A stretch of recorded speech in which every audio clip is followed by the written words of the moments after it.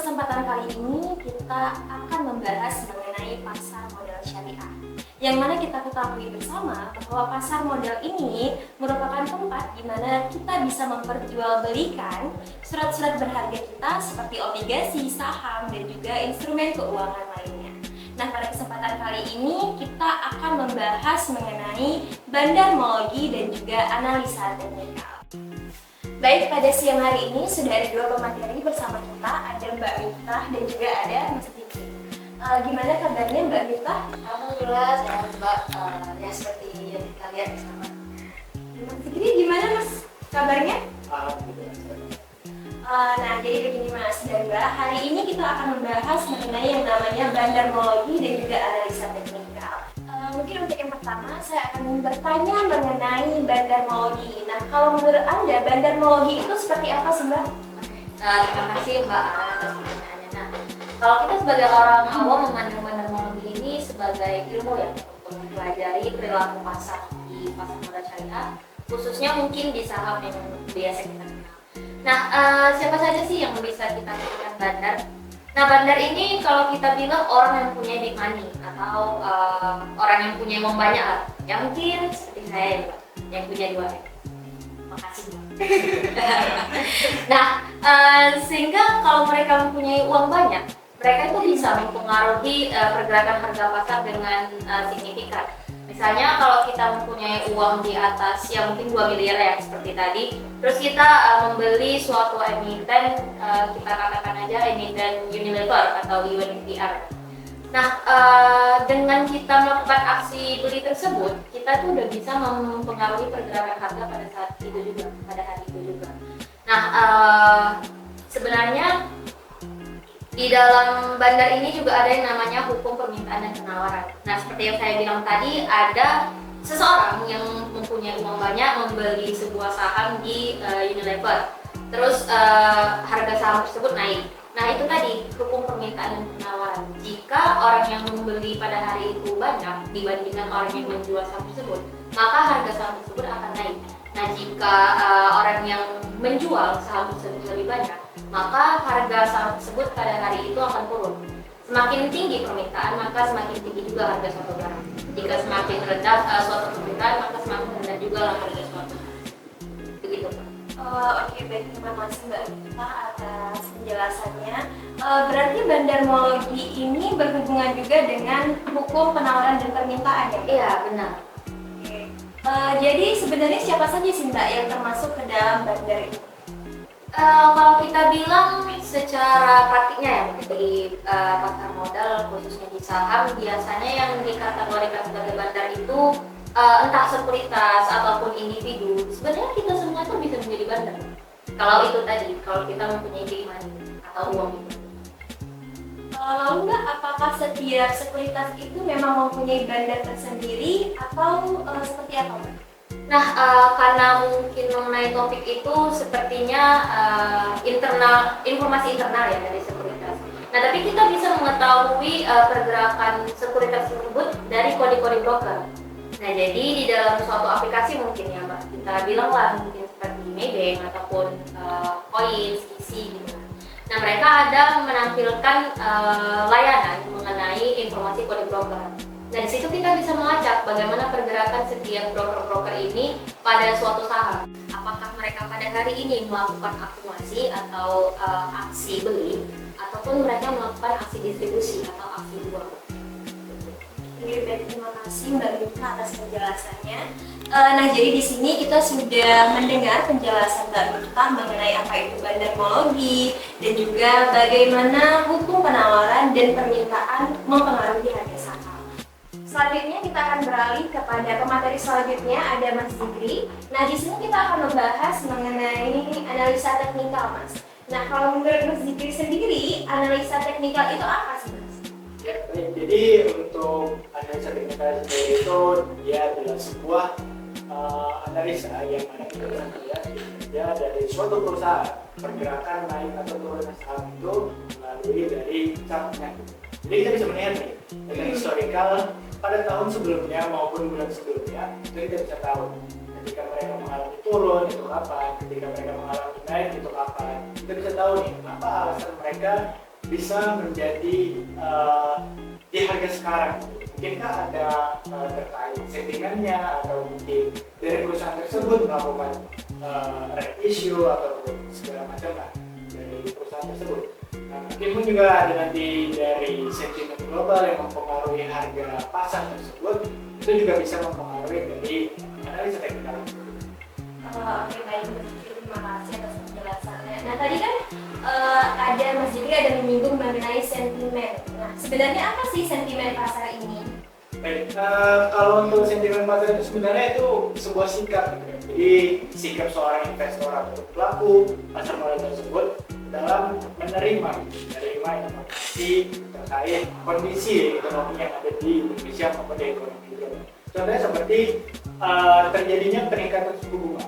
Nah, dari peningkatan suku bunga tersebut bisa kita ketahui sikap dari seorang investor atau pelaku pasar yang disebutkan dengan Mbak Mika tadi juga para pakar teknologinya itu bisa mengetahui bagaimana kondisi jual atau belinya. Nah, jadi dari sentimen itu kita bisa lihat bahwasanya ada suatu sikap dari para pelaku pasar modal tersebut.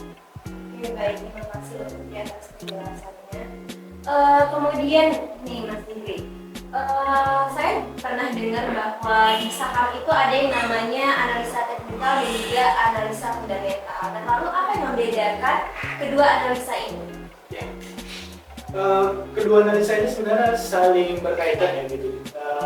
Kalau misalnya kita gunakan yang satunya, kita bisa mendapatkan profit dengan cara yang tertentu. Kemudian juga kalau kita gabungkan itu mungkin akan lebih semakin baik gitu.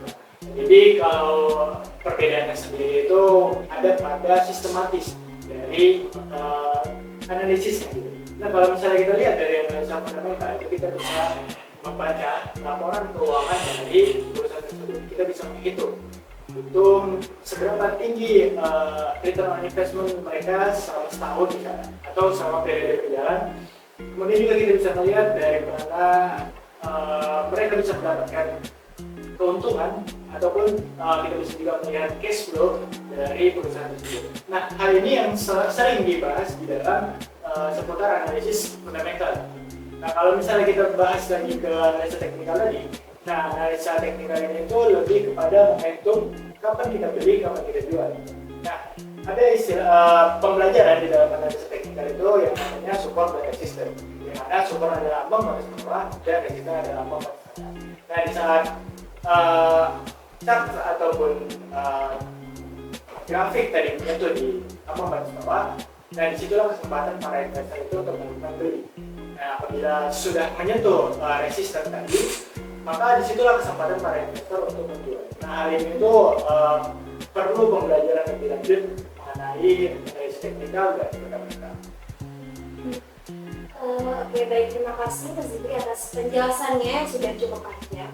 Nah, misal nih kita merupakan sebuah pemula nih untuk investasi. Kita misalnya ingin membeli saham, itu kita memakai analisa teknikal atau analisa fundamental, Mas? Mana yang lebih bagus untuk kita gunakan? Ya, mungkin kalau kita lihat ya sekarang anak-anak di masa kita ini Gen Z ya, Gen Z.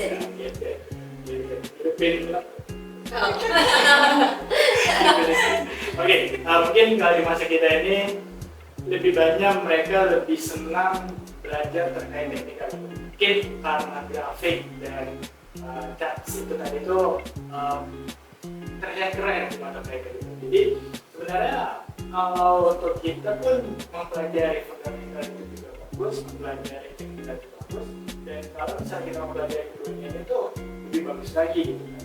Artinya kita juga bisa mengetahui perusahaan ini itu sebenarnya baik nggak sih gitu. Perusahaan ini itu layak nggak sih untuk dibeli gitu. Nah, dari situ kita bisa tahu bahwasanya analisa fundamental dan teknikalnya itu bisa saling berkaitan. Jadi mungkin untuk umur yang masih pemula kita bilang dalam berinvestasi itu keduanya itu perlu dan penting gitu dalam berinvestasi. Mungkin bisa dipelajari secara perlahan karena juga nggak gampang gitu. Mungkin butuh waktu bertahun, pengalaman itu penting jadi dia. Baik, terima kasih kepada Mas kalau menurut Mbak Mita sendiri, mana sih yang lebih baik kita gunakan, analisa teknikal atau fundamental? Oke, Mbak. Nah, kalau tadi kita dengar dari pandangan Mbak Zikri sendiri ya. Nah, kalau menurut saya pribadi, kita harus tahu dulu nih, Mbak, tujuan investasi kita apa. Nah, kalau kita mau profit yang cepat, terus kita punya toleransi resiko yang tinggi, kita bisa menggunakan analisa teknikal. Karena analisa teknikal ini lebih erat kaitannya dengan seorang trader. Trader itu kan kayak penjual dan pembeli ya, Pak. Jadi dia transaksinya lebih cepat. Nah, kalau kita mau istilahnya menabung, seperti slogan Bursa Efek Indonesia setahun atau 2 tahun yang lalu ya, Pak, itu ada yuk nabung saham. Nah, kalau kita mau tujuan kita untuk long term atau jangka panjang, itu bisa kita memakai dengan fundamental. Kita nilai dulu seberapa tinggi sih nilai perusahaan ini, sehingga kita layak untuk menginvestasikan dana kita di perusahaan tersebut. Seperti itu sih, Pak, kalau saya bilang. Oke, baik, terima kasih Mbak Mita atas penjelasannya. Berarti analisa teknikal dan fundamental ini tergantung dari diri kita sendiri ya. Iya. Mau investasinya jangka panjang atau jangka pendek.